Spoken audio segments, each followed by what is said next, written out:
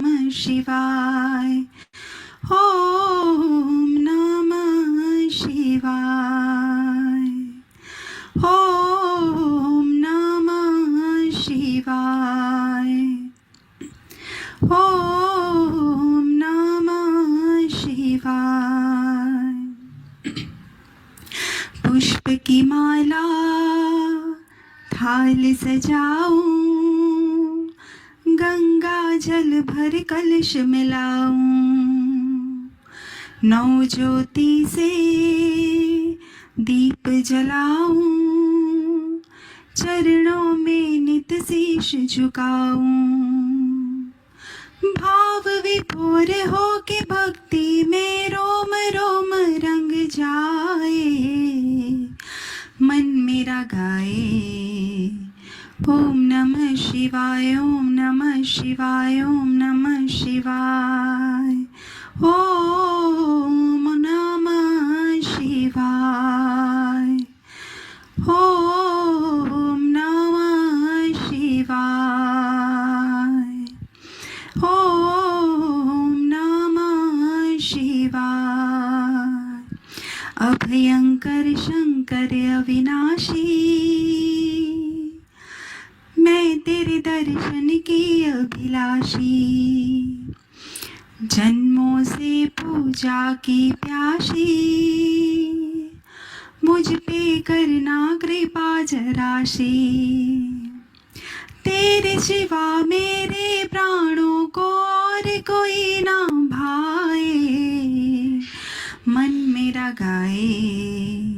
ओम नमः शिवाय। ओम नमः शिवाय। ओम नमः शिवाय। ओम नमः शिवाय। ओम नमः शिवाय। जय श्री शंकर। आशुतोष शशांक शेखर चंद्रमौलि दिगंबरा, कोटि कोटि प्रणाम शंभो, कोटि नमन दिगंबरा, निर्विकार ओंकार अविनाशी, तुम्ही देवाधिदेव, जगत सर्जक प्रलय करता, शिवं सत्यं सुंदरा, निरंकार स्वरूप कालेश्वर महायोगी सदा, दयानिधि दानीश्वराजे, जटाधर अभयंकरा, आशुतोष शशांक शेखर चंद्रमौलि चिदंबरा, कोटि कोटि प्रणाम।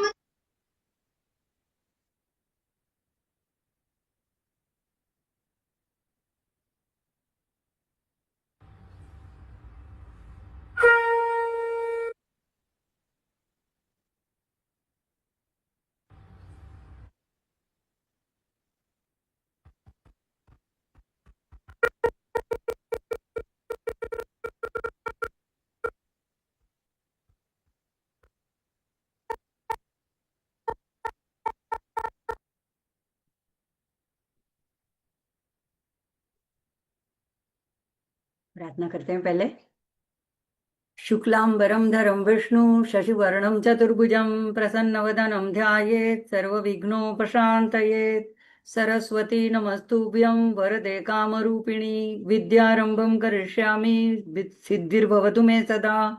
गुरुर्ब्रह्मा गुरुर्विष्णु गुरुर्देवो महेश्वरा, गुरुर्साक्षात् परब्रह्म तस्मै श्रीगुरवे नमः। ईश्वरो गुरुरात्मेति मूर्तिभेदविभागिने, व्योमवद्व्याप्तदेहाय दक्षिणामूर्तये नमः। माँ को आह्वान करते हैं। अरुणां करुणातरङ्गिताक्षीं धृतपाशाङ्कुशपुष्पबाणचापाम्, अणिमादिभिरावृतां मयूखैः, अहमित्येव विभावये भवानी। श्रीमात्रे नमः। आप सभी माँ के प्रेमी साधकों के हृदय में विराजमान श्री राज राजेश्वरी भगवती श्री ललितांबिका महात्रिपुर सुंदरी के चरणों में कोटि कोटि प्रणाम, बड़ों को वंदन। श्रीमात्रे नमः। जय श्री कृष्णा। और नॉर्थ में अभी सावन शुरू हो गया है, तो हर हर महादेव। अ, हम लोगों ने अ, अभी तो उत्तर भारत में तो धूम मची है, हमारे यहाँ महाराष्ट्र में अभी और 15 दिन बाकी है सावन शुरू होने में। तो माँ जो है, इसका ललिता सहस्त्र नाम में नाम आता है शिव प्रिया, शिवपरा। तो माँ को शिव भक्ति, शिव का स्तोत्र भजन सब कुछ बहुत ही प्रिय है। तो ऐसे पावन अवसर पे हम ललितांबिका का महिमा गान कर रहे हैं, उनके ललिता सहस्त्र नामों के गुणार्थ का यथामति मेरी कोई ऐसी क्या कहूँ लायकी नहीं है कि मैं इनका गुणार्थ बता सकूं। लेकिन जो मैंने जहाँ से पढ़ा है या सत्संग में सुना है वो आप लोगों के साथ में शेयर करती हूँ। तो ये हम जानने का प्रयत्न कर रहे हैं। इसमें हमने 3 श्लोक देख लिए हैं अब तक, और आज से हम चौथा श्लोक शुरू करेंगे। तो आइए पहले अगर हम 3 जो श्लोक हमने पढ़ लिए हैं उनका गान कर लेते हैं।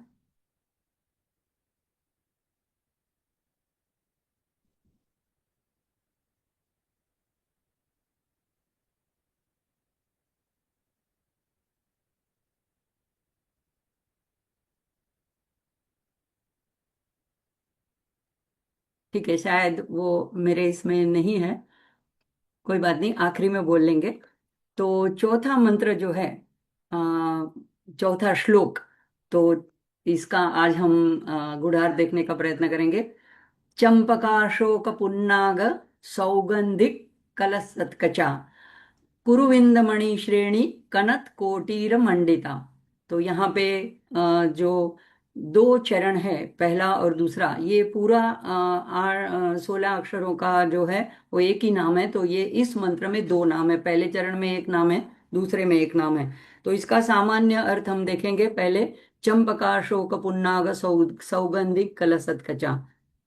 तो 4 प्रकार के फूलों की यहाँ पे बात की गई है। चंपा, अशोक, पुन्नाग और सौगंधिक। तो लसत यानी शानदार, शोभायमान, दीप्तिमान, और कचा, कचा यानी केश। तो यहाँ पे माँ के जो केशों का वर्णन है, अभी देखो, जब जैसे चिदग्नि कुंड संभूता, तो चिदग्नि कुंड की वेदी से जैसे माँ का प्रागट्य होता है, और सबको माँ का जो सबसे पहला सुंदर विग्रह का दर्शन होता है, तो सबसे पहले माँ के केशों का दर्शन होता है। तो ये केश जो है, वहाँ पे माँ ने जो ये 4 प्रकार के पुष्पों को धारण किया है, उसका वर्णन हमको जो वशिन्यादि वाग देवता हैं वो विस्तार से कर रहे हैं, कि उसके नाम बता रहे हैं। तो एक एक फूलों की भी कुछ न कुछ विशेषता है। जैसे कि ऐसे बताया जाता है कि देखिए 4 प्रकार के फूलों के क्या गुणार्थ हैं। तो चंपा जो है, तो ये माँ को तो प्रिय फूल है, क्योंकि चंपे या कुसुम प्रिया आगे नाम आएगा। तो ये पवित्रता का, प्रेम का, और इसकी बहुत सुंदर दिव्य सुगंध होती है। तो चंपा का फूल माँ को बहुत अनहद पसंद है। अशोका, जो शोक दूर करने वाला, तो उसको हरण करने वाला, और दुख दूर हो जाता है तो इसका मतलब है खुशी प्रदाता। यह कामदेव से जुड़ा हुआ फूल है, और आध्यात्मिक उन्नति को भी यह फूल दर्शाता है। पुन्नागा, यह शांति और कृपा को दर्शाता है, यह भगवान विष्णु से जुड़ा है। अब माँ गोविंद रूपिणी और सहोदरी का, पद्मनाभ सहोदरी, तो ये दोनों को प्रिय है। तो माँ को ये पुन्नागा पुष्प भी प्रिय है। और सौगंधिक एक प्रकार का कमल है, पानी में खिलने वाला कमल है।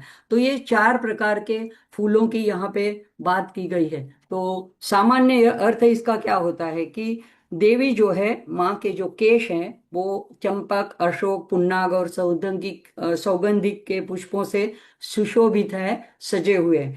अब वाग देवताओं ने यहाँ से वर्णन शुरू किया है, शिख से नख तक का। अब ऐसा कहा जाता है कि जो देवियां होती है उनका वर्णन माथे से लेके चरणों तक किया जाता है, और देवताओं का मतलब कृष्ण का, विष्णु का, तो वहां पे चरणों से शुरू करके माथे तक वर्णन किया जाता है। तो यहाँ पे एक और बात भी है, जैसे आगे नाम आएगा श्रीमद् वाग भवकूटे का स्वरूप मुख पंकजा, यानी माँ का जो चेहरा है उसको, जो पंचदशी का मंत्र है उसका जो पहला कूट है वाग भवकूट, उसके साथ उसका प्रतीक माना जाता है। तो इसीलिए वहां से पंचदशी के मंत्र और माँ में और श्री चक्र में सब में अभेद है, इसीलिए वहीं से वाग देवताओं ने वर्णन करने की शुरुआत की है।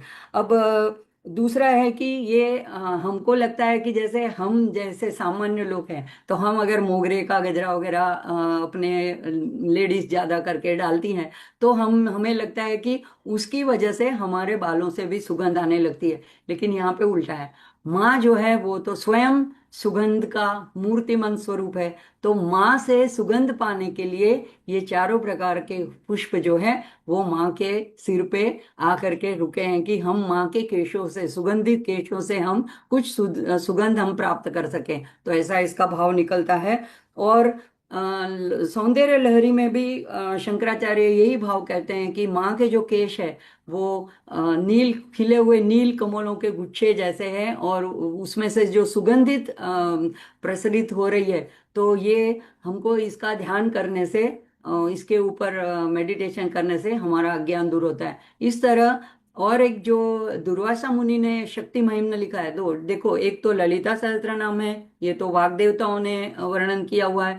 ऐसे ही इसका सौंदर्य लहरी में शंकराचार्य जी ने वर्णन किया है माँ के स्वरूप का, और ऐसे ही दुर्वासा मुनि ने, जैसे शिव महिम्न होता है ऐसे दुर्वासा ने शक्ति महिम्न लिखा है, उसमें भी वर्णन ये सारे माँ के एक एक अंग का वर्णन किया है। तो वो भी यही कहते हैं कि हे माँ, अपने हृदय चक्र में मैं आपके केशों का ध्यान करता हूँ, मेरे अज्ञान को दूर कीजिए। तो ऐसी इसकी बहुत गूढ़ महत्ता है कि सिर्फ केशों की बात नहीं है, वो हमारे अज्ञान को दूर करने वाले। अब हम देखते हैं कि फूलों को क्यों पसंद किया जाता है, तो फूलों की क्या विशेषता है, तो हम देखते हैं कि ये सभी जो पुष्प हैं ये दिव्य पुष्प है, और इन पुष्पों की विशेषता हम एक एक करके देखेंगे। तो सबसे पहला जो चीज हमारे सामने आती है दूर से, अगर वहां तक कि हमारी सुगंध भी हमारी नजर में नहीं आती, तो हमें सौंदर्य उसका लुभा जाता है। और सभी पुष्पों का सौंदर्य अलग अलग होता है। तो हमारी जो ज्ञानेंद्रियां हैं उसमें जो हमारी नेत्र है, आंख है, उसकी तृप्ति उस सुगंध से सौंदर्य से हो जाती है। उसके हम नजदीक जाते हैं तो हमें सुगंध प्राप्त होती है। तो सुगंध जो है वो प्रसन्नता, दिव्यता का, पवित्रता का प्रतीक है, कहलाते हैं। और इस हमारी गंध से हमारी नासिका उसको तृप्त होता है, तो हमारी ये इस दूसरी ज्ञानेंद्रिय को ये तृप्त करती है, पहली आंखों को तृप्त करती है, फिर मन को भी ये तृप्त करती है। तो इसीलिए हम घर में भी जब भगवान की पूजा करते हैं तो सामने धूप या अगरबत्ती या कपूर ये जलाते हैं, प्रज्वलित करते हैं, तो इससे भी सुगंधी फैलती है, वातावरण शुद्ध होता है, पवित्र होता है। और तीसरा जो है कि इसका जो मधु होता है उसके अंदर और उसका परिमल होता है, तो ये वो निमंत्रित करते हैं फूल सभी को। और उसकी इतनी उदारता होती है कि ये नहीं कहते हैं, देखते हैं कि मैं इनको ही दूंगी इनको नहीं दूंगी। तो सारे छोटे मोटे कीड़े होते हैं, कीट पतंग होते हैं, भंवरे होते हैं, मधुमक्खी होती है, यहाँ तक कि हमारे यहाँ तो छोटे छोटे पंछी भी आते हैं, वो भी फूलों के अंदर अपनी पतली सी नुकीली चोंच डाल करके उसका रस ग्रहण करके उड़ जाते हैं, बिना उसको फूलों को आहत किए हुए। वो इतने छोटे से, हमारे घर में वो अपराजिता के ब्लू फूल आते हैं, उसमें से भी, छोटे से छोटे फूल में से भी वो गंध लेके, परिमल लेके, मधु लेके चले जाते हैं। तो ये जो उनकी भावना है त्याग की, उदारता की, निष्पक्षता की, तो ये भी हम फूलों से, हमको ये सारे गुण भी माँ हमको एक तरह से प्रेरित कर रही है अपने स्वरूप से। तो चौथा हम देखते हैं कि कोमलता, फूल हमेशा कोमल होते हैं उसका, और उनको स्पर्श करते हैं तो हमें बड़ा अच्छा लगता है, और इसीलिए हम भगवान के चरणों में उसको अर्पण करते हैं। अच्छा, ये अर्पण करते वक्त भी हम क्या कहते हैं, जो मानसिक पूजा करते हैं तो हम अंगूठे के निचले छोर को स्पर्श करते हुए कहते हैं, हम बीज मंत्र से कहते हैं, हम आकाश तत्वात्मिका यही ललिता अंबिका यही पुष्पम परिकल्पयामि नमः। तो पुष्प हम अर्पण करते हैं, हम आकाश तत्व। तो ये जो पुष्प होते हैं हमेशा ऊर्ध्व गति करते हैं ऊपर की तरफ, आकाश की तरफ, तो हमें भी ये ऊर्ध्व, ऊंचे उठना, हमारी चेतना के स्तर को ऊपर उठाने का हमको एक आह्वान करते हैं। और इसके बाद में इसकी एक विशेषता है नवसर्जन। ये फूल जब मुरझा जाते हैं तो इसकी फली बन जाती है, जैसे कई फूलों की फली बन जाती है, कई जो बड़े पेड़ होते हैं उसमें से बीज में से फल भी आते हैं। तो फूल जो है ये आगे बीज उत्पन्न करके उसकी प्रक्रिया में अपना सहयोग दे करके माँ की नवसर्जन की प्रक्रिया में सहायक होते हैं। तो ये सारी इनकी विशेषता है। और क्या विशेषता है इनकी, कि ये परिस्थितियों में इनकी निरपेक्षता है। यानी कि अगर हम घर के गमले में भी इनको उगा लेंगे तो भी ये खिल जाएंगे, अपने मजे से, अपनी सदाबहार वृत्ति से सबका मन मोह लेंगे। अगर ये वन में है, जंगल में है, तो वहां पे भी ये खिल उठते हैं। ये कहीं बगीचे में है, उपवन में है, कहीं पहाड़ियों पर है, कहीं तालाब में है, कीचड़ में है, लेकिन ये सदा मुस्कुराते रहते हैं। ये ऐसा नहीं कहते कि मैं ये जगह, मेरी आजू बाजू की परिस्थिति ठीक नहीं इसलिए मैं नहीं खिलूंगी। तो ये सारे हमको गुण हमको सिखाते हैं। हम किसी भी परिस्थिति में हम रहें, हमारी आजू बाजू की परिस्थिति कैसी भी हो, लेकिन हमको फूल ये संदेश देते हैं कि हमेशा मुस्कुराते रहना है, परिस्थिति कुछ भी हो। कमल तो इसका बेस्ट उदाहरण है।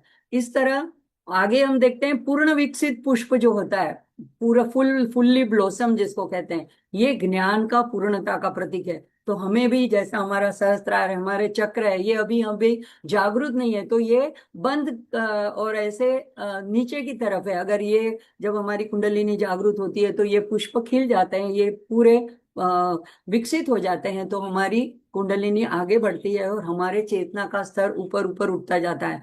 तो हम छोटी छोटी क्षुद्र बातों से डिस्टर्ब नहीं होते हैं। और इसके बाद आता है रंग। तो हमारे ऊर्जा चक्रों के जो ये प्रतीक भी हैं एक तरह से, क्योंकि ये रंग जो है हमें आकर्षित करते हैं, तो ये आकर्षण शक्ति का माँ का प्रतीक है। तो जैसे पुष्प हम देखते हैं, लाल पुष्प ये तो माँ को अत्यंत प्रिय है। हरा पुष्प, तो ये हम देखेंगे कि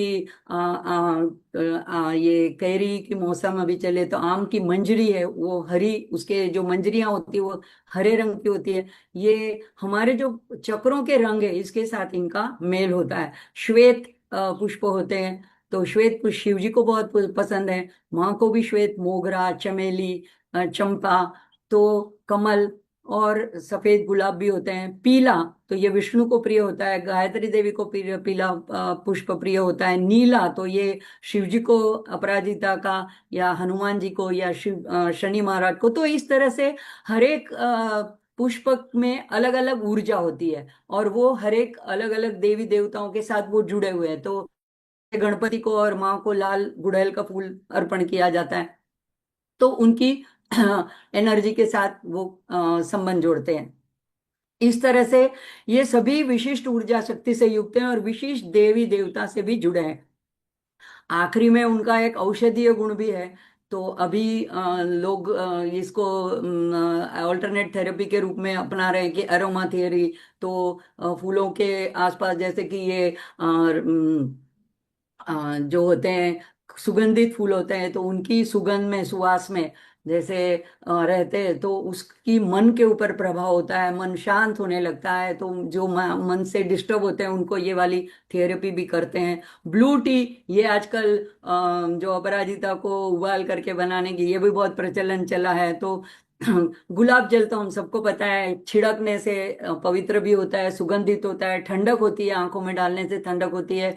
और जब कोई अच्छा मौका होता है, विशेष अवसर होता है, जैसे कि शादी ब्याह होता है या कोई शुभ अवसर होता है, तो गुलाब जल का छिड़काव किया जाता है, अत्तर का भी छिड़काव किया जाता है। तो ये सारी सुगंधि से हम क्या करते हैं कि हम देवी की जो विशेष ऊर्जा है उनको हम आमंत्रित करते हैं, ऐसी दिव्य शक्तियों को आमंत्रित करते हैं। और ये विशेषता सारी जो हमने अभी देखी, ये कहाँ से आती है, तो माँ के केश की सुगंधि से इन फूलों ने ये सारी विशेषताएं प्राप्त की है।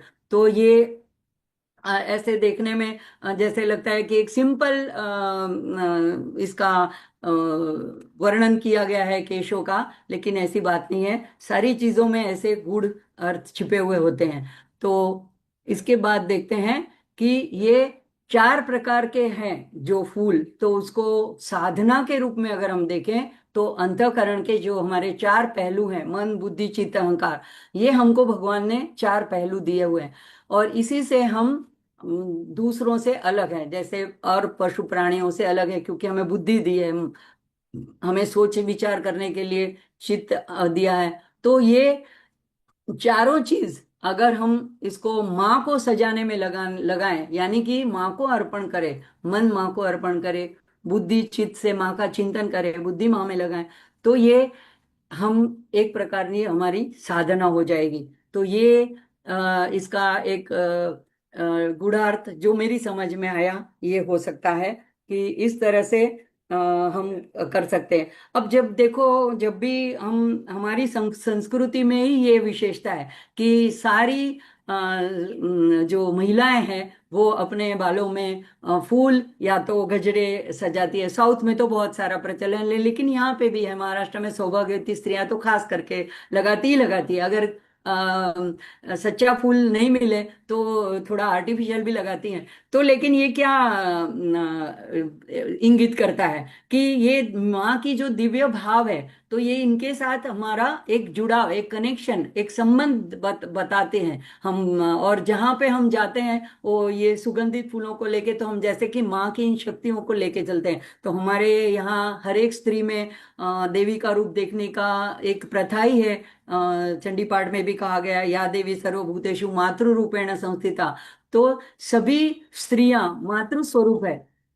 तो ये जैसे कि वो फूलों को लेकर के, ऐसी दिव्य शक्तियों को लेकर के सब जगह वातावरण प्रफुल्लित करने के लिए आते हैं। और ऐसी अगर शोला श्रृंगार की हुई स्त्री को देखते हैं तो मन भी प्रसन्न हो जाता है। और यहाँ तक कि देखो, जगत में हमारे यहाँ ऐसे विधि कोर्ट मैरिज नहीं है, हमारे यहाँ तो विधि विधान से होता है। तो सबसे पहले क्या होता है, तो एक दूसरे को माला अर्पण करते हैं फूल की। तो ये भी एक विशेष इसका भी है कि जय जय माला जिसको बोलते हैं, यानी जो फूलों की माला एक दूसरे से एक्सचेंज करते हैं, तो इस ये से एक आत्मा के दूसरे आत्मा के साथ संबंध जोड़ते हैं। तो ये भी एक फूल जो है उसमें माध्यम बनता है। तो ये इस तरह से जब हम वास्तविकता ये है कि फूल जो है वो माँ के केशों को सुगंधित नहीं कर रहे हैं, लेकिन माँ जो है अपने केशों की सुगंधी उन फूलों को अर्पित कर रही है, और वो फिर जगत में उस माँ की सुगंधी को फैला रहे हैं।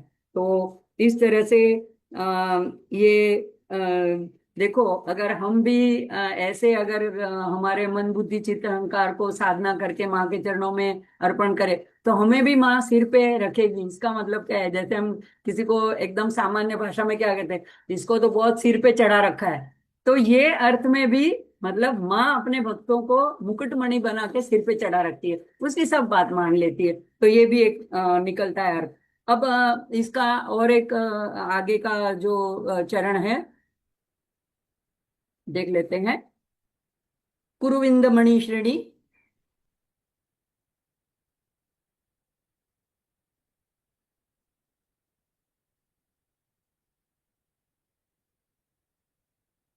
कुरुविंद मणि श्रेणी कनत कोटिर मंडिता।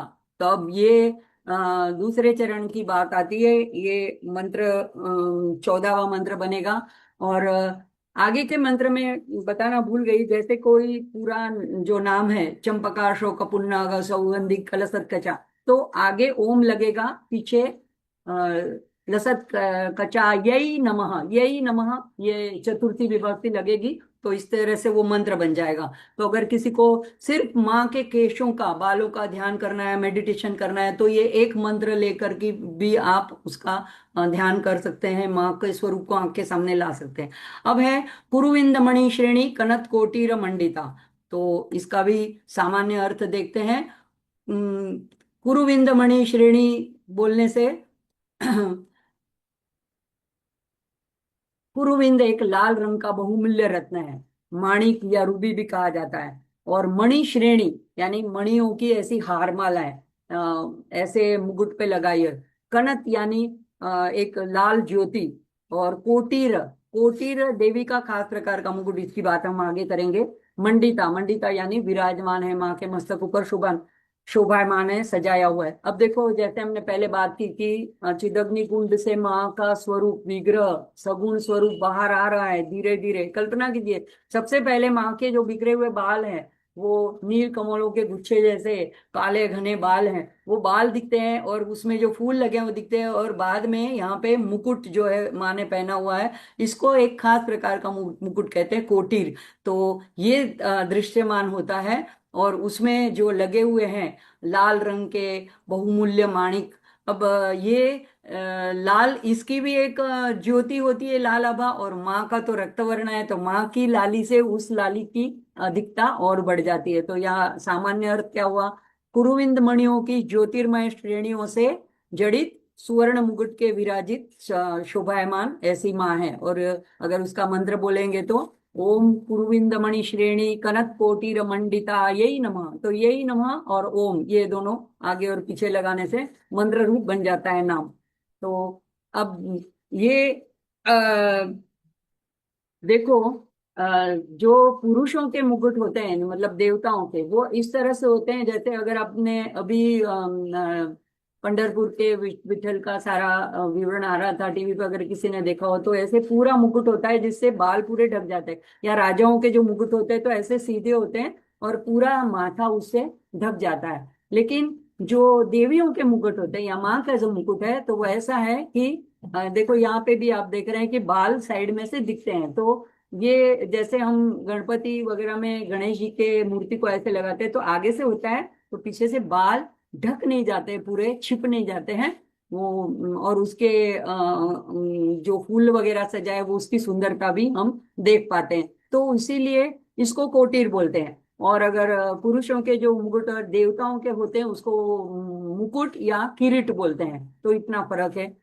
और तो ये जो है, ये मुकुट की ज्योति क्या को सौंदर्य लहरी में शंकराचार्य जी ये कहते हैं कि ये मुकुट भी इतना अ, चमक रहा है, इसकी ज्योति कांति आ रही है, क्योंकि उसके अंदर 12 आदित्य हैं। आदित्य शक्ति विद्यमान है, इसीलिए वो माँ का मुकुट है। ये कोई सामान्य किसी ने बनाया हुआ नहीं, आदित्य 12 आदित्यों से बना हुआ, उनकी शक्तियों से बना हुआ मुकुट है, इसीलिए वो इतना चमक रहा है। तो माँ के चेहरे का मुकुट सहित अगर ध्यान करें तो हमारी भक्ति में निष्ठा होती है। क्योंकि ये जो मणि है, कुरुविंद मणि, इसकी ऐसी विशेषता है कि ये कभी कभी इसको पद्मराग भी कहते हैं। ये मणि प्रेम, समृद्धि और भक्ति, हरि भक्ति प्रदान करता है। तो अगर मुकुट सहित माँ के चेहरे का ध्यान करने करने से हमारी माँ में जो हमारी ध्यान में भक्ति में इसमें निष्ठा हमारी बढ़ती है। माँ हमें हमारी इच्छाओं की भी पूर्ति कर देती है। तो ये भाव ये है कि साधक ये लाल रंग की ज्योतिर्मय आभायुक्त सुशोभित माँ के मुकुट का मुकुट सहित चेहरे का ध्यान करे। तो जैसे देखा मंत्र हमने, ओम कुरुविंदमणि श्रेणी कनक कोटिर मंडितायै नमः। ऐसे गरुड़ पुराण में रत्नों की भी एक रत्नों के बारे में एक खास अध्याय है। इसमें सारे रत्नों के बारे में भी वर्णन बहुत विस्तार से किया गया है, जिसमें पहाड़ों में से, पत्थर में से मिलने वाले रत्न, समुद्र में से मिलने वाले रत्न, उनकी सारी चर्चाएं की गई। उन सब में कुरुविंद जो है सबसे श्रेष्ठ माना जाता है। तो माँ के ऐसे मुकुट में श्रेष्ठ मणियों की ऐसी हार मालाएं हैं, ऐसा इसका ये होता है, मतलब होता है। अब आगे बढ़ते हैं इसके बाद में पांचवें श्लोक की तरफ। और उसमें इसमें भी दो चरणों में दो मंत्र आए हैं। पूरा एक चरण एक नाम है, दूसरा चरण दूसरा नाम है। तो अष्टमी चंद्र विभ्राज दलिक स्थल शोभिता। अष्टमी चंद्र विभ्राज दलिक स्थल शोभिता। और दूसरा चरण है मुख चंद्र कलंकाभ मृगनाभि विशेषका। तो सामान्य अर्थ देखते हैं इसका। अष्टमी तिथि, अष्टमी चंद्र यानी अष्टमी तिथि का चंद्र यानी आधा चंद्र। अब उसकी देवी है त्वरिता, उसकी बात हम आगे देखेंगे। विभ्राज यानी उज्जवल, चमकीला, शानदार। तो ऐसा जो अष्टमी तिथि का चंद्र, आधा चंद्र। तो दलिक स्थल, माँ का भाल प्रदेश, जैसे हम देखते हैं ऐसे ऊपर से गोल और यहाँ से सीधा, तो आधा भाल प्रदेश कैसा होता है, आधे चंद्र जैसा। तो उसको ये माँ के भाल प्रदेश को ये उपमा दी गई है। किसी कोई अलग तिथि का चंद्र नहीं, अष्टमी तिथि का चंद्र, उससे माँ का जो ये भाल प्रदेश है, मस्तिष्क है, यह शोभायमान। अब देखो किरीट की बात हो गई, मुकुट की। अब धीरे धीरे माँ जैसे ऊपर ऊपर वेदी से बाहर आ रही है, माँ का स्वरूप प्रकट हो रहा है, तो अब उनको दिख रहा है कि माँ का भाल प्रदेश। तो इसका वर्णन है। तो अष्टमी चंद्र विभ्राज दलित स्थल शोभितायै नमः, ये उसका मंत्र होगा। सारे नाम मंत्र रूप है। किसी भी मुख के वर्णन का मंत्र के ऊपर आप ध्यान करो तो आपकी भक्ति में बढ़ोतरी होती है, आपका मन शांत होता है, और आपके सामने माँ का स्वरूप आता है, आप माँ के साथ एक संबंध बनता है, आप जुड़ जाते हो माँ के साथ। तो अब इसका देखते हैं। चंद्र की 16 कलाएं हैं। तो पहली कला को बोलते हैं अमृत, यानी अविनाशी। मनदा, यानी जिससे विचार प्रेरित होते हैं। पुष्प, ये तीसरी कला है जो सौंदर्य प्रदान करती है। पुष्टि, स्वस्थता प्रदान करती है। तुष्टि, इच्छा पूर्ति करती है। धृति, यानी धारण शक्ति या दृढ़ता देती है। शासनी, ये तेज प्रदान करती है। चंद्रिका, शांति प्रदान करती है। और ये आठवीं कला है कांति, आभा। ज्योत्सना यानी प्रकाश। श्री यानी धन संपत्ति प्रदान करने वाली है। प्रीति यानी प्रेम स्नेह प्रदान करने वाली। अंगदा यानी स्थायित्व, स्थिरत्व। और पूर्णा, पूर्णता। और पूर्णामृत यानी आनंद सुख। और अमहा, यह हम आंखों से देख नहीं सकते हैं, 16वीं कला जिसको बोलते हैं महाकला, जो कि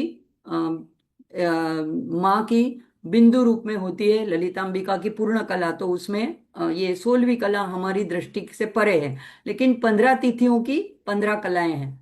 तो शुक्ल पक्ष में 15 होती हैं तिथियां, प्रतिपदा से लेके पूर्णिमा तक। और अंधेरे पक्ष में फिर अमावस्या, प्रतिपदा से लेके अमावस्या तक। तो ये 15-15 कलाएं दोनों पक्ष में होती है।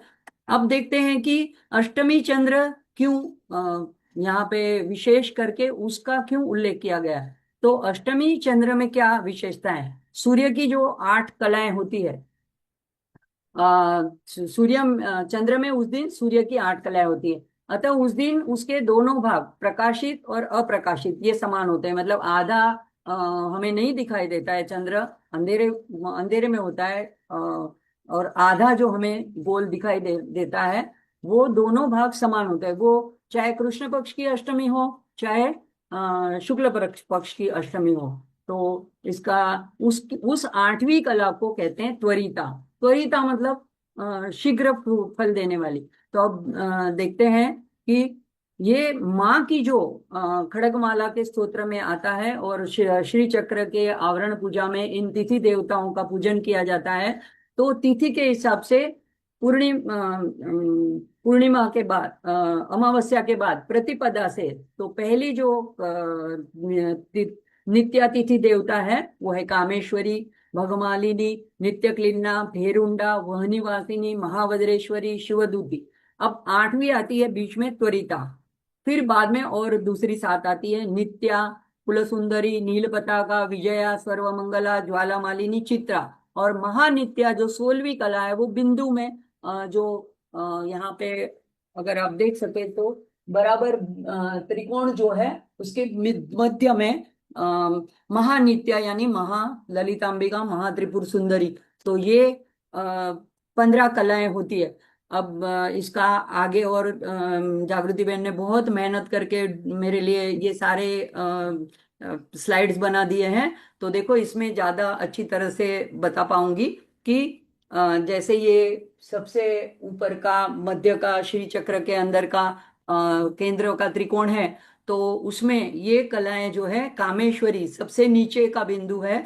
तो प्रतिपदा से वहां से ये जो वहां पे पूजन होता है तिथि देवताओं का, तो कामेश्वरी। फिर द्वितीया को भगमालिनी, नित्य क्लिन्ना, भेरुंडा, वहनिवासी, महावज्रेश्वरी, शिवदूती, अपत्वरिता, ये 8 नंबर पे आती है।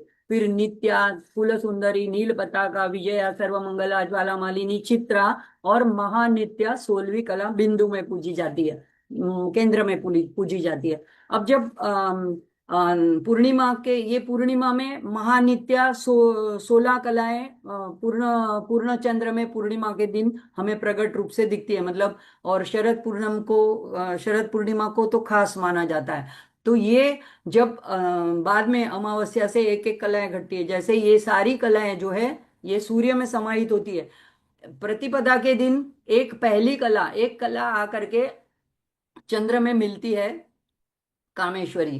द्वितीया को भगमालिनी, तो 2 कलाएं आती है। इस तरह से पूर्णिमा तक 15 कलाएं आती है, और पूर्णिमा तक 16 कलाएं आ जाती है। 16वीं कला हमारी दृष्टि से परे है, तो ललितांबिका। और जब पूर्णिमा के बाद कृष्ण पक्ष शुरू होता है तो एक एक कलाएं घटती जाती है, वो निकल के सूर्य में मिलती मिलती है। तो तब हमको उल्टी तरफ से, मतलब बाईं तरफ से, जहां पे चित्रा लिखा है वहां से शुरू करके ये चक्र इस तरफ से आना होता है। तो ये जो नित्य नित्य देवताएं हैं ये बदलती रहती हैं, लेकिन त्वरिता जो 8वीं है वो वहीं रहती है, वो उसका स्थिरत्व है। मतलब इस तरफ से जब हम सर्कल होता है शुक्ल पक्ष में या कृष्ण पक्ष में, उल्टे उल्टे डायरेक्शन में, जो क्लॉकवाइज में अगर हम नित्य देवताओं का पूजन करते हैं और इसी तरह से तिथि मंडल में पूजन करते हैं, लेकिन त्वरिता दोनों पक्षों में एक स्थिर रहती है।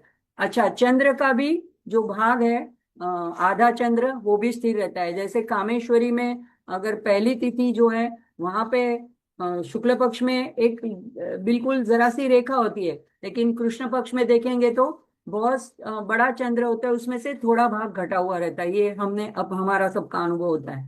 तो इसका चित्र में इस तरह से दिखाया जाता है। ये सारी नित्य तिथि देवताएं हैं, और इनकी पूजा की जाती है श्री चक्र में, पहले ही शुरुआत में ही की जाती है, और उसके बाद में आगे गुरु के पूजन और उसके नवावरण का पूजन किया जाता है। तो इसीलिए यहाँ पे कहा है उन्होंने कि यह यहाँ पे त्वरिता को, तो यहाँ पे अष्टमी चंद्र, तो ये इसका जो खास करके क्या कहा है कि त्वरिता जो है अ, ये जो है ये घटती और बढ़ती नहीं है। मतलब शुक्ल पक्ष में देखो या कृष्ण पक्ष में देखो, तो आधा चंद्र वैसा ही आधा आधा चंद्र ही दिखाई देगा। तो ये क्या इंडिकेशन करता है, ये क्या इंगित करता है, क्या दर्शाता है कि माँ का निर्विकार स्वरूप है। तो ये इसीलिए ये तिथि को यहाँ पे दिखाया है भाल प्रदेश में, अष्टमी चंद्र को। यानी कि ये इसमें परिवर्तन नहीं होता, ये घटता बढ़ता नहीं है, अष्टमी का चंद्र वैसा का वैसा ही रहता है। तो इस तरह से माँ का जो हमारा स्वरूप है वो अपरिवर्तनशील है, पूर्णत्वम है, उसकी अभिव्यक्ति के रूप में ये त्वरिता को, देवी को, और ये अष्टमी चंद्र को यहाँ पे दिखाया गया है। दूसरी बात की देखो, कृष्ण और शुक्ल पक्ष में अलग अलग देवी देवताओं के नाम बदल जाते हैं, लेकिन त्वरिता का नाम वही का वही रहता है 8वीं तिथि पे। और इसीलिए इस अष्टमी तिथि का खास क्या महत्व है, तो हम नवरात्रि में, चारों नवरात्रि में अष्टमी को खास महत्व है। उस दिन साधना करने में, जप ध्यान अनुष्ठान चंडी पाठ करने में बहुत पुण्य अर्जित होता है। ऐसा कहा जाता है, क्यों, क्या वहां की जो देवता है अष्टमी की वो है त्वरिता, और वो तुरंत फल देने वाली है। तो इसीलिए खास अष्टमी के दिन पूजा अर्चा उपवास ये सब किया जाता है, या कई जगह में कन्याओं का पूजन किया जाता है। तो ये दूसरा देखेंगे कि कृष्ण अंधेरे पक्ष में अगर हम देखेंगे तो कृष्ण जन्माष्टमी अंधेरे पक्ष में आती है अष्टमी, वो भी एक बड़ा दिन है। और हर एक महीने में काल भैरव अष्टमी आती है, तो वो भी साधना के लिए बड़ा दिन माना जाता है। शिव जी का ही एक रूप है काल भैरव। और अभी भाद्र पक्ष आएगा तो उसमें राधा अष्टमी आएगी शुक्ल पक्ष में। तो अष्टमी तिथि इस तरह से विशेष है, और इसीलिए इन सब तिथि देवताओं के भी बीज मंत्र है। तो जो जहाँ नवावरण की पूजा की जाती है, तो 16 जो हमारे स्वर हैं, अ से लेके आह तक, विस, तो वहां तक 16 नित्य तिथियों के बीज मंत्र है। लेकिन इसमें अ को बीज मंत्र बनने के बाद उसमें ऊपर चंद्र बिंदु आता है, आम, इम, ईम, लेकिन अह उसमें बिंदु नहीं आएगा, वो विसर्ग आएगा। वो 16वीं कला है, वो 16वां मंत्र है। तो वो केंद्र में रहता है। वो दोनों जो बिंदु है विसर्ग के ऊपर और नीचे के, वो शिव और शक्ति का स्वरूप है। तो वहां शिव शक्ति रूपिणी ललितांबिका बिंदु में वहां पे रहती है। तो इस तरह से ये अष्टमी चंद्र विभ्राज, तो माँ के यहाँ पे भाल प्रदेश का वर्णन इतना वशिनी आदि देवताओं ने इसलिए किया है कि हम उसके ऊपर हम अगर अपना ध्यान करें तो जैसे ये त्वरिता देवी है वो तुरंत हमको शीघ्र फल प्रदान करे। अभी आगे देखते हैं।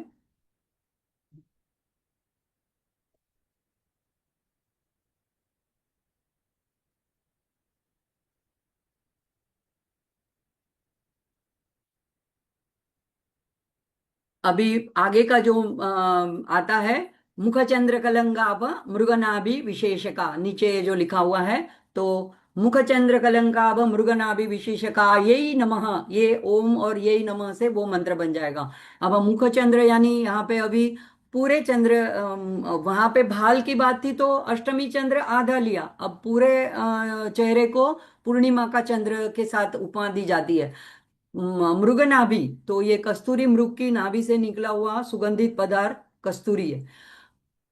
कलकम, कलंक, अब कलंक हम सामान्य भाषा में देखते हैं तो हमें लगता है एक नेगेटिविटी आती है कि सूर्य में जैसे काला धब्बा है तो कलंक है, लेकिन यहाँ पे संस्कृत में कलंक का अर्थ सुंदर तिलक होता है। विशेष का यानी सुशोभित है। तो माँ के ललाट पे, जो अभी ललाट की बात तो आ गई लेकिन बीच में बिंदी की बात आई अभी, तो वहां पे जो मृग की नाभि से उत्पन्न कस्तूरी है उसका तिलक जो शोभायमान है, तो उसकी बात इस मंत्र में कही गई है। अब अपने भाल पर ये आज्ञा चक्र में ये कस्तूरी तिलक, हम भी वहां पे पूजा करते हैं तो वहीं पे कुंकुम लगाते हैं, कोई चंदन लगाता है। तो ये जो है बहुत खास केंद्र हमारे शरीर के अंदर का है, आज्ञा चक्र, हम ज्ञान का नेत्र वहां पे है। और वहां पे ये कुमकुम लगाने से जागृत होता है। गुरु भी अगर शिष्य को इस तरह से वहां पे स्पर्श करके भी ज्ञान प्रदान कर देते हैं, कई बार ऐसा हमने देखा है। तो ये जो केंद्र है वो बड़ा विशिष्ट स्थान है, और माँ का वहां पे कस्तूरी सुगंधित ऐसा आकर्षक वहां पे तिलक है। तो ये चंद्रमा पूर्णिमा पूर्णिमा के चंद्रमा के साथ इनकी तुलना की गई है। तो माँ के अंदर भी 16 कला है। जैसे हम 16 कला संपूर्ण हो तुम ऐसे भजन में गाते हैं, कृष्ण को भी 16 कला संपूर्ण कहा जाता है। तो माँ भी 16 कलाओं से पूर्ण संपूर्ण है। तो ये जो 16 कलाएं हैं ये मनुष्य जीवन की साधना है, हमें भी जीवन में 16 कला संपूर्ण होना है। जनरली सामान्य रूप से जो है हर एक मनुष्य में 2 से 4 या 5 कलाएं होती है, और जो योगी होते हैं उसमें 8 कलाएं होती है, जिसमें अगर 16 कलाएं प्रकट हो जाए तो वो ईश्वर तुल्य हो जाता है, देव तुल्य हो जाता है। तो ये हमारी साधना है कि हमें माँ के जैसा अगर बनना है तो हमें अपनी माँ के ऐसे मंत्रों का ध्यान करने से भी हमारे में वो कलाएं और वो भाव वो गुण प्रकट हो सकते हैं। अब इसका देखते हैं कि माँ की कौन सी है 16 कलाएं। तो एक है श्री। श्री यानी धन संपत्ति ऐश्वर्य से गुण होते हैं, यानी जिनके पास ये हो वो ही तो दूसरे को प्रदान कर सकते हैं। लेकिन यानी माँ की हम आराधना करते हैं तो अगर जिसको जो चीज की कमी है, जो चीज इस इच्छा है, वो माँ प्रदान करेगी। ऐसे ही कृष्ण में भी यही 16 कलाएं हैं। फिर भू यानी भूमि, यानी स्थावर और जंगम जैसे बोलते हैं, तो वो अगर किसी को चाहिए और किसी पे अधिकार जमाना है तो ये कला भी माँ के पास है। कीर्ति यानी यश चाहिए, कुछ नाम चाहिए, सम्मान चाहिए, तो ये कला है। वाणी यानी वाणी में ऐसे ऐसा प्रभाव आ जाएगा कि वाणी कोई जबरदस्ती लोगों को अपने काबू में नहीं लेंगे, लेकिन उनकी वाणी इतनी मधुर हो जाएगी कि वो प्रभाव से ही लोग उससे उसके प्रभाव में आ जाएंगे, उसकी वाणी से मोहित हो जाएंगे। तो आगे नाम आएगा निज सल्लाप माधुर्य विनिर्भत्सित कच्छपी। तो माँ की वाणी या तो माँ के शब्द भी ऐसे होते हैं कि बहुत आकर्षक मोहक होते हैं। लीला, लीला यानी उनका जीवन पूरा आनंदमय होता है। तो माँ का नाम ही ललिता है, तो उनकी जितनी लीलाएं होती है वो दूसरों को आनंद प्रदान करने वाली होती है। कांति यानी तेज, आभा, आकर्षण। विद्या यानी सारी विद्याओं की कला उनके पास होती है, तो 64 कलाएं हम बोलते हैं। तो सारी विद्याएं, या प्रखर बुद्धि या ज्ञान कहो, तो ये मेधा बुद्धि कहो, तो ये सारी विद्या कला आती है। विमला यानी पवित्रता, तो मन वाचा कर्मणा, तो अति पवित्र ऐसी जो कला है वो विमला कला माँ के पास होती है। तो उसमें एक नाम आएगा आगे, निष्कलंका, तो कोई कलंक नहीं रहता है। फिर 9वीं आती है उत्कर्षिणी, यानी ये अपने प्रेरणा से दूसरों का उत्कर्ष करती है, उनमें ये शक्ति होती है कि वो भक्तों का उत्कर्ष कर सकती है। निरक्षीर विवेक, तो यानी ऐसा प्रगाढ़ ज्ञान होता है, विवेक विवेक ज्ञान होता है। क्रिया यानी उनका जो कर्म होता है, कर्मण्यता होती है, लेकिन ऐसा नहीं कि निष्क्रियता। तो हमारा जो होता है वो हम काम करते हैं तो क्रिया नहीं कहते, कर्म कहलाता है, और इसीलिए कर्म जो है वो सकाम कर्म होते हैं, और इसके लिए उसका फल भी हमें चखना पड़ता है। लेकिन माँ की जो होती है वो कर्म नहीं कही जाती, वो क्रिया कही जाती है।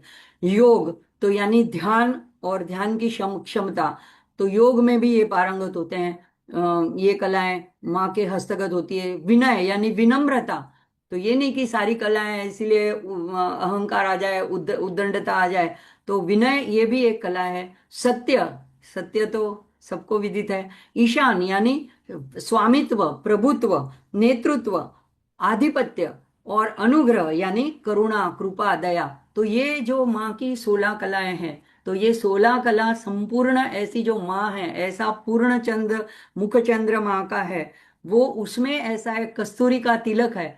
तो ये कस्तूरी तिलक से शोभायमान है। तो चंद्रमा में तो ये कलंक, कलंक काला धब्बा कलंक समान लगता है, सफेद, पूर्ण सफेद श्वेत रंग में। लेकिन माँ के ऐसे उज्जवल स्वरूप में चेहरे पे अगर ऐसा है कुमकुम का तिलक है या कस्तूरी का तिलक है, तो वो माँ के चेहरे को और आकर्षक बनाता है, और हमको भी मोह लेता है, हम भी उससे आकर्षित हो जाते हैं।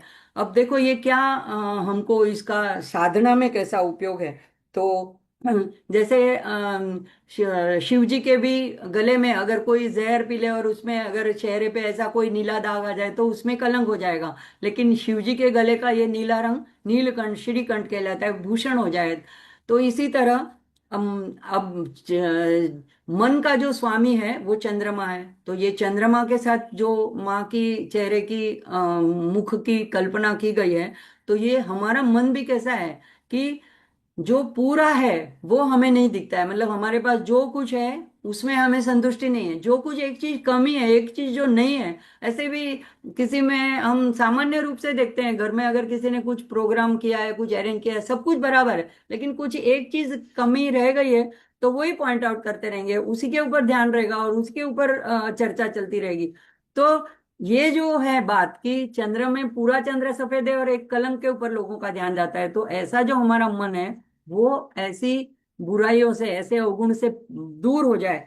तो चंद्र की कला जैसे घटती बढ़ती है, ऐसे हमारे मन के ऊपर भी प्रभाव घटते बढ़ते रहते हैं। जैसे किसी को उन्माद वगैरह वगैरह हुआ, मन से डिस्टर्ब होते हैं, तो ये उनका वो बढ़ जाता है पूर्णिमा के दिन ज्वार भाटा की तरह से।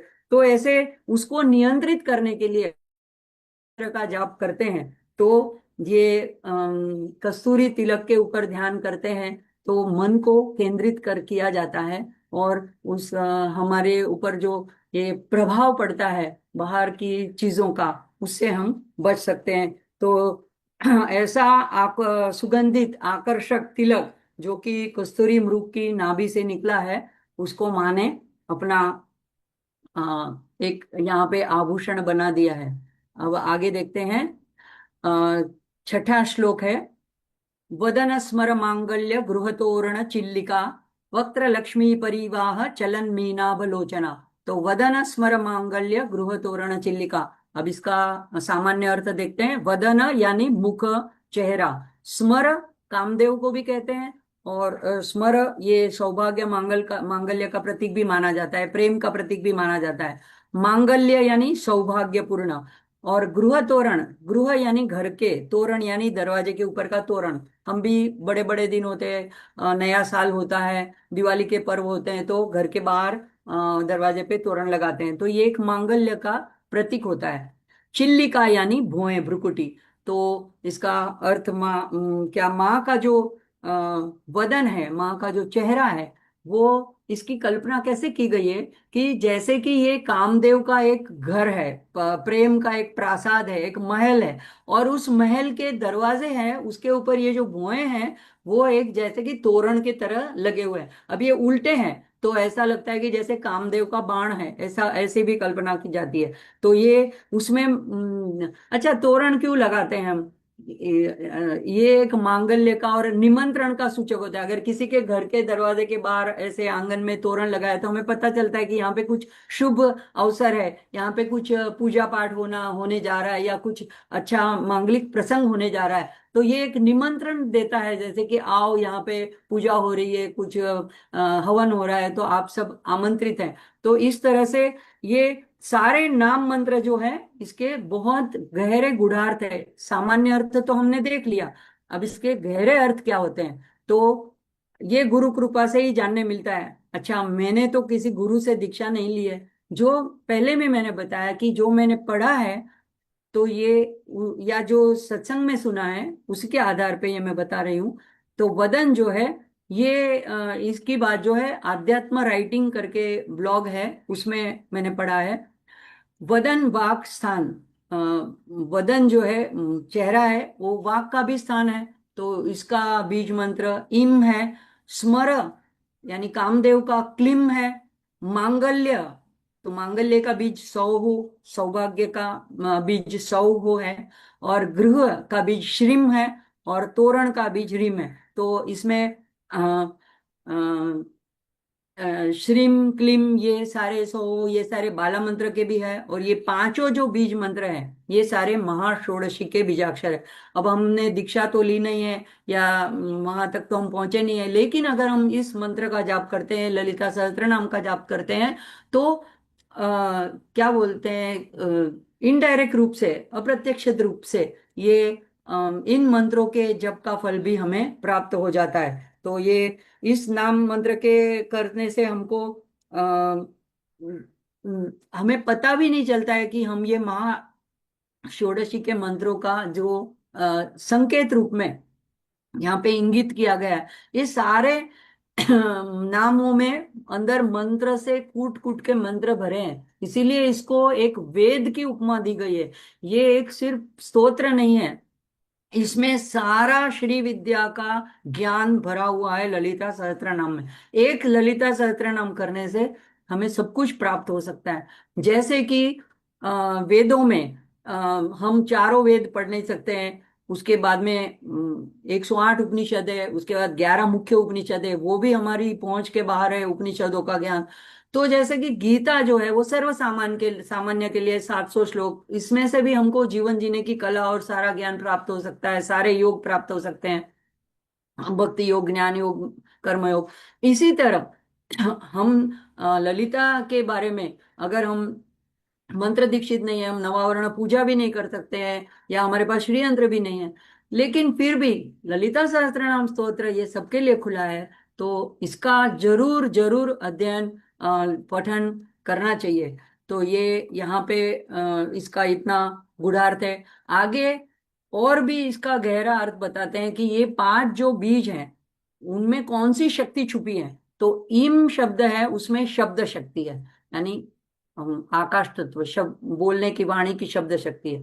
क्लिम जो है, उसमें चुंबकीय मैग्नेटिक शक्ति है, आकर्षण शक्ति है, जैसे गुरुत्वाकर्षण में होती है। सौ जो है, उसमें विद्युत शक्ति है। श्रीम में उष्णता, हीट एनर्जी है। ह्रीम में कांति शक्ति है। तो ये सारी, अब ये सारी तो अलग अलग बीज मंत्रों की शक्तियां हैं, लेकिन ये सारी शक्तियों का मूल स्रोत जो है, वो सारी ललितांबिका है। और ये सारी शक्तियां आज्ञा चक्र में 2 भवों के बीच है। तो वहीं पे बिंदी का भी खास इसके लिए महत्व है, और इस मंत्र का भी इस तरह से गूढ़ार्थ है। तो ओम वदन स्मर मांगल्य गृह तोरण चिल्लिका यही नमः, ये इसका होगा। और इसके माँ के चेहरे के ऊपर ध्यान करना इतना अति आवश्यक और इतना महत्वपूर्ण है कि वैष्णव देवता इनका वर्णन करते करते थकती नहीं है। इतना डिटेल में विस्तृत वर्णन हमारे लिए करके रखा है। तो ऐसा कहते हैं कि माँ का आकर्षक चेहरा देख के मदन यानी मन्मथ को लगा कि मैंने ऐसा ही एक आकर्षक महल बनाना चाहिए, तो जैसे लोग मेरे से आकर्षित होके मेरे पास आ जाएं। तो ऐसी एक कहा जाता है कि उसने उसकी नकल करके ऐसा एक महल बनाया और उसके ऊपर ऐसे तोरण लगाए अपने बाणों के, धनुष के। तो उसकी उपमा यहाँ पे ली गई है। अब दूसरा अर्थ है कि स्मर का अर्थ सौंदर्य और मांगल्य, ये भी अर्थ होता है। एक तो मनमत भी होता है जो मन को मथ लेता है, डिस्टर्ब कर देता है, और एक सौंदर्य और मांगल्य क्योंकि वो प्रेम का देवता है। तो ये दोनों भी माँ के चेहरे पर चमक रहे हैं। मतलब माँ का चेहरा सुंदर भी है और मांगल्यपूर्ण भी है, सबको मंगलता का भी प्रतीक है। तो चिल्लिका का अर्थ एक व्यापन भी होता है, व्यापकता यानी फैलाना। तो जब इस मंत्र के ऊपर हम जप करें या माँ के चेहरे का ध्यान करें, तो ये हमारे जीवन भर में सौंदर्य और मांगल्य को पूरे जीवन में फैला के माँ उसकी पूर्ति कर देती है। तो जब कुछ भी सुंदर, आकर्षक और ऐसा अद्भुत हम देखते हैं प्रकृति में भी, कोई पहाड़ है, कोई आकाश में इंद्रधनु है, या कोई नदी बह रही है, कोई जिसका हम दर्शन करते हैं, और ऐसा अगर अद्भुत प्रकृति का नजारा होता है तो क्या होता है, क्षण भर के लिए हम स्तब्ध हो जाते हैं, हमारे विचार रुक जाते हैं, हम शांत हो जाते हैं, निर्विचार हो जाते हैं। तो ऐसे ही ये माँ का जो चेहरा है उसका, उसके ऊपर हम जब ध्यान करते हैं या इस मंत्र का जाप करते हैं, तो थोड़ी देर के लिए हमारा मन जो है शांत हो जाता है, स्थिर हो जाता है। तो ऐसे जैसे कि माँ अपने अंदर जो प्रेममय प्रासाद है, उसका घर है, उसके अंदर हमको प्रवेश करने के लिए, और रहस्यमय गूढ़ ऐसा जो माँ का आवास है, उसके अंदर आने के लिए अपनी भुवों के द्वारा जैसे कि तोरण उसको बनाया गया है, हमको आमंत्रित करती है कि आओ बच्चों मेरे पास आओ, मेरे पास से प्रेम पाओ। तो ये इतना अद्भुत इसका अर्थ है। अब इसके बाद में का जो है, वक्र लक्ष्मी, वक्त्र लक्ष्मी परिवाह चलन मीनाभ लोचनायै नमः। तो लोचनाये, लोचना ये मंत्र है, और उसमें यही नमः ओम लगाने से, ये आगे ओम पीछे यही नमः लगाने से मंत्र हो जाता है। वक्त्र यानी मुख, चेहरा। मैंने कहा जैसे वशिन्यादि देवताओं को ये चेहरे का वर्णन करते करते थकती ही नहीं है। तो कहती है लक्ष्मी, यानी उसमें सौभाग्य, सुंदरता, प्रचुरता, अधिकता, सब कुछ अर्थ लक्ष्मी के अंदर समाया जाता है। लक्ष्मी यानी सिर्फ पैसा इतना नहीं होता है, तो श्री के जितने भी अर्थ है वो सारे लक्ष्मी शब्द के अंदर गहरे छुपे हुए हैं। परिवाह, परिवाह यानी जैसे एक बहता हुआ पानी होता है या सरोवर होता है, तो इसमें चलन यानी यहाँ वहां घूमना फिरना, मीन यानी मछली, आभ यानी चमक, और लोचना यानी नेत्र। तो यहाँ पे एक ऐसा वशिन्यादि देवताओं ने माँ की आंखों का, अब यहाँ का वर्णन हो गया, भुवों का वर्णन हो गया, अब आंखों पे बात आई, तो नेत्र की बात आई। तो माँ के नेत्र मुख रूपी सुंदर सरोवर है। ये मुख जो है वो एक जैसा एक सरोवर है, और शांत, सुंदर, पवित्र ऐसा एक सरोवर है, और उसके अंदर पानी ऐसे ऐसे थोड़ा आगे पीछे घुमाव हो रहा है, बहाव हो रहा है। और उस सुंदर सरोवर में ये जो दो आंखें हैं उसको मछली की उपमा दी गई है। तो ये वहां वहां चलन वलन करती है, यानी घूमती रहती है। अब तो माँ के ऐसे चमकीले आभा, एकदम आंखों में चमक है। देखो जो चैतन्यपूर्ण होता है, उत्साहपूर्ण। अब बच्चों की आंखें देखिए, छोटे बच्चे की कैसी चमकदार होती है। और हम फिर जैसे जैसे बड़े होते जाते हैं तो थोड़ा थके हुए, मांदे हुए, निस्तेज आंखें होती है। तो लेकिन बच्चों की जो होती है, आश्चर्य से भरपूर, निर्दोषता से, पवित्रता से भरपूर चमकीली आंखें होती है। तो यहाँ पे कहते हैं माँ की जो ऐसी चमकीली आंखें हैं, ये जो है जैसे कि दो मछलियां हैं, और वो माँ के ये चेहरा जो है वो एक समुद्र है, और वो सुंदरता का समुद्र है। ऐसा वैसा समुद्र नहीं है, लक्ष्मी परिवाह है, प्रचुरता का, अधिकता का, सब कुछ वहां पे अबंडेंट मिलने वाला है, ऐसा समुद्र जो है, उसके अंदर ये दो माँ की आंखें मछलियों की तरह घूमती रहती हैं। तो मछलियां चंचल होती है, और नेत्र भी चंचल माने जाते हैं। तो मछलियों की क्या क्या विशेषता है, क्यों मछलियों की उपमा, और कोई किसी की उपमा नहीं दी गई, मछलियों को क्यों चुना गया यहाँ पे वशिन्यादि देवताओं ने। तो कहते हैं कि मछलियां कभी, ऐसे माना जाता है कि पानी में रहती हैं लेकिन कभी अपनी आंखें बंद नहीं करती, उनकी आंखें हमेशा खुली रहती हैं, यानी माँ की जो है निगाहें पूरे ब्रह्मांड के ऊपर हमेशा खुली रहती है। माँ, हम हमेशा उनकी सुरक्षात्मक दृष्टि के निगरानी में रहते हैं। और दूसरा, मछलियों की ये विशेषता होती है कि अपने अंडों को और उसमें से जो बच्चे होते हैं उनको ये सिर्फ दूर से दृष्टिपात से उनका पोषण करती है, उसी उनकी दृष्टि मात्र से वो फलित होते हैं। तो ऐसे ही माँ जो है अपनी दृष्टि मात्र से, अपने कृपा कटाक्ष से सारे ब्रह्मांड का पोषण करती है। तो ये जो यहाँ वहां घूमती है तो सारे अनेक कोटि ब्रह्मांड है उसका वो पोषण करती रहती है। तीसरा है कि इसीलिए उनको मीनाक्षी कहते हैं, मदुराई में मीनाक्षी का मंदिर है। मीन लोचनी भी कहता है, मीना लोचनी भी नाम कहा जाता है। तो तीसरा है कि माँ, मछलियां जो है पानी के अंदर आप देखो गहरे तल तक जाती हैं। तो हमको अगर जाना है तो पानी के प्रेशर, पनडुब्बी में भी जो लोग जाते हैं तो वहां पे ऑक्सीजन लेके जाते हैं। अब मछलियां बहुत सरलता से नीचे तक चली जाती हैं, तल तक चली जाती हैं, सरोवर के भी तले तक चली जाती है। तो माँ की जो दृष्टि है वो हमारे आत्मा के, हमारे अंतःकरण के आर पार, उसके अंदर गहरे तल तक जाती है, हमको नाप लेती है। हमारे मतलब वहां तक हमारे विचारों में, हमारी बुद्धि में, सब पे उनकी नजर रहती है, उनकी दृष्टि रहती है। और ऐसे ही हमारे व्यक्तित्व के गहरे तल तक उनकी पहुंच है। तो ये अभी नई नई जो थेरेपियां निकलती है, ऑल्टरनेट थेरेपी, इसमें ऐसे कहा जाता है, एक एक्वेरियम थेरेपी भी निकली है जिसमें ऐसे हॉस्पिटलों के बाहर भी लगाया जाता है। कई जगह पे आप देखा होगे कि ऐसे एक्वेरियम रखते हैं जिसमें मछलियां रखी हुई होती हैं। तो कहते हैं कि अगर पेशेंट उसके ऊपर उनकी जो मछलियां तैरती रहती हैं ग्रेसफुली, उसमें घूमती रहती है, उसके ऊपर अगर कॉन्सेंट्रेट करते हैं, ध्यान करते हैं, तो उनके मन जो डिस्टरबेंस होता है उसमें थोड़ा उनको आराम मिलता है, या वो ठीक होने में सहायकारक होती है ये थेरेपी। तो देखो, हम हजारों साल पहले हमारे ऋषि मुनियों ने ये थेरेपी के रूप में नहीं, ये मंत्र के रूप में रखा है कि हम माँ को इस तरह से घूमती हुई मछलियों का ऐसी कल्पना करें, लक्ष्मी के या अबंडन के या सौंदर्य के सरोवर में।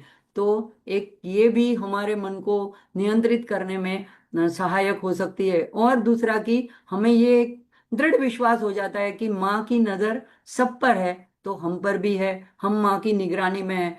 तो ऐसा सुंदर इसका अर्थ निकलता है। और मुझे लगता है समय हो रहा है तो अगला श्लोक अगली बार देखेंगे।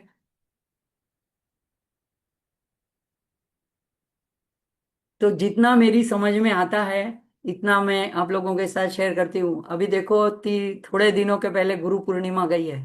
अगर मैं गुरु तो हूं नहीं लेकिन शिक्षक हूं जरूर। तो अगर आपको लगता है कि हाँ, हमें भी कुछ ना कुछ गुरु दक्षिणा देनी चाहिए, तो मेरी एक विनती है, सबने एक डायरी रखनी है। हम जितने भी श्लोक करते हैं, तो अभी तक तो 6 ही हो गए हैं। तो ये गुरु पूर्णिमा का अवसर था, इसलिए मैंने ये बात सोच ली कि आपने एक डायरी ऐसी कोई रख लेनी है और उसमें एक एक श्लोक लिखना है। जितने हम करते जाते हैं, हम बहुत धीरे जा रहे हैं, तो अभी तक 6 ही हो गए हैं। तो क्या होगा कि अगर जब हमको जब बोलना होगा तो मुझे वो स्लाइड लगानी नहीं पड़ेगी, आप अपनी डायरी खोल के रखेंगे और आप अपने हाथ से लिखेंगे। तो आपको ये सारे अर्थ भी अपने मन में रिपीट होंगे कि हाँ, इसमें इसमें क्या कहा गया था, उसमें क्या। सारा वीडियो मैं आपको फिर से देखने को नहीं कह रही हूँ, मैं सिर्फ एक ललिता सहस्त्रनाम हेडिंग देके एक एक मंत्र, आप जिस भी भाषा में लिखना चाहे, संस्कृत में लिखने की भी जरूरत नहीं है, अपनी भाषा में लिख सकते हैं। तो जब हमारा क्लास खत्म होएगा तो हम जो आगे के 2-4 मंत्र रिपीट कर लेंगे तो थोड़ा प्रैक्टिस हो जाएगी, सराव हो जाएगा। ये यही समझो कि ये शिक्षक की गुरु दक्षिणा है। अब ये देखो, मेरे क्लास में जहाँ मैं पढ़ाती थी तो वहां तो मैं तो चेक करती थी दूसरे दिन की, ऐसे करके जूम में दिखाओ बुक। तो यहाँ तो ये पॉसिबल नहीं है। मैं भरोसा रखती हूँ कि सब लोग ये बात मानेंगे। इतना कोई ज्यादा बड़ा होमवर्क नहीं है, अभी एक हफ्ते का टाइम भी है। तो ये 6 मंत्र, एक एक दिन में एक एक मंत्र लिख लेना। जैसे जैसे हम करेंगे ऐसे ऐसे एक एक आप इसमें बढ़ाते जाना, तो आपका अपना लिखा हुआ, खुद के अक्षरों से लिखा हुआ ललिता सहस्त्रनाम आपके पास तैयार रहेगा। ठीक है। सत्र को पूर्णाहुति की तरफ आगे बढ़ाते हैं। सभी का आभार। जागृति बहन तो मैं क्या बोलूं आपको, अपने बिजी शेड्यूल में मैं जब भी कहूँ इतना टाइम निकाल कर मेरे लिए एक्सेल में और ये पावर पॉइंट प्रेजेंटेशन में बना के देती है। मैं बहुत उनका माथा खाती हूँ। लेकिन मुझे एक्सप्लेन करने में उससे ज़्यादा सरलता रहती, मैं बड़बड़ करती जाऊं तो सारा ऊपर से भी चला जाए, क्योंकि ये कोई इतनी क्या बोलते हैं एकदम सरल बात नहीं है। हाँ, ऊपर ऊपर से देखो तो सारे सहज अर्थ हैं, लेकिन अंदर बड़े गूढ़ार्थ भरे हुए हैं।